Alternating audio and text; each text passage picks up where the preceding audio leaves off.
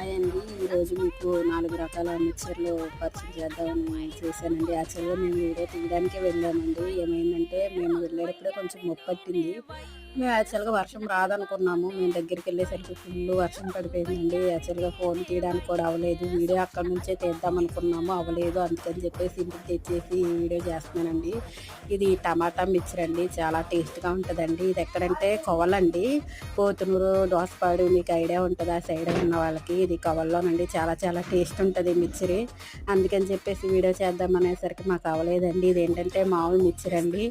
చాలా టేస్ట్ ఉంటదండి. మనకి పల్లీలు కానీ ఇవన్నీ ఎక్కువ ఎక్కువ వేస్తారండి. అందుకని మిక్చర్ అన్నీ చేసే విధానాన్ని బట్టి కూడా ఉంటుందండి. చాలా చాలా టేస్ట్ ఉంటుంది. ఇది మిరపకాయ బజ్జీ అండి.